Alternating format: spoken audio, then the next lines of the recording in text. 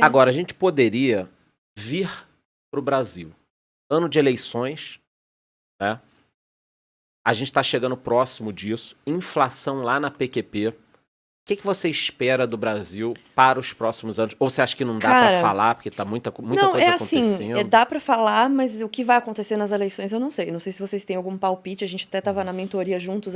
Eu te perguntei, você falou, não sei. A gente sempre tem palpite errado. A economista nasceu para isso. É, verdade. Mas, politicamente falando, as pesquisas, elas são enviesadas, não dá para considerar 100%, mas tem pesquisas de entidades privadas que estão dando vitória para o Lula. Aí você vai nas redes, ele tem muito hate, mas tem muito apoio dos artistas, das celebridades, você vai ver.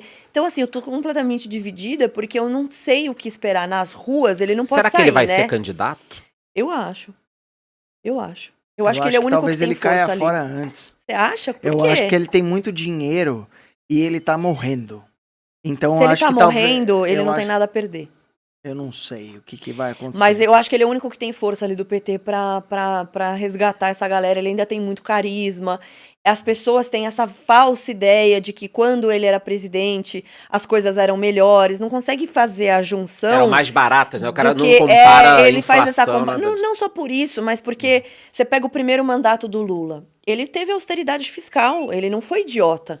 Primeiro mandato do Lula, ele meteu o Henrique Meirelles do Banco Central, o Palocci, que apesar de bandido tinha essa ideia um pouco mais de austeridade fiscal, juros estavam mais altos, ele não fez muita loucura. Foi uma continuação do Fernando Henrique. Foi uma continuação do Fernando Henrique, boom de commodities da China. Quase 1.000 pessoas aqui ao vivo, hein, galera? Dá like pra chegar nisso aí. Quando chegarmos a 1.000 pessoas ao vivo, o que a gente vai fazer?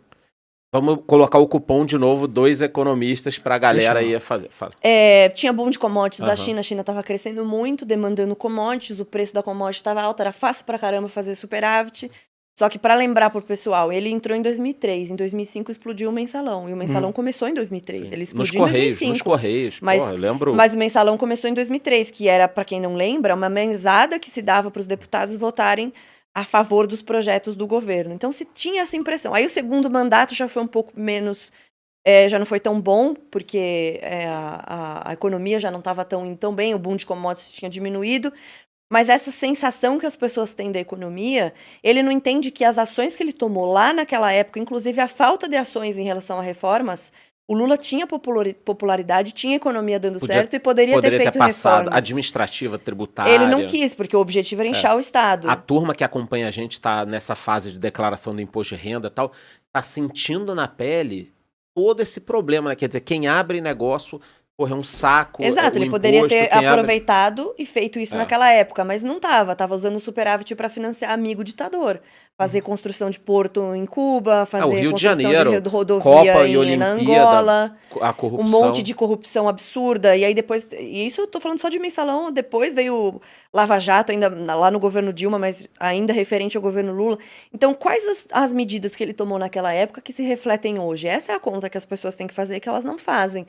Então, o governo Fernando Henrique tinha deixado uma casa um pouco mais bem arrumada, embora ele tinha... O Fernando Henrique foi o que mais criou agências reguladoras na história, né?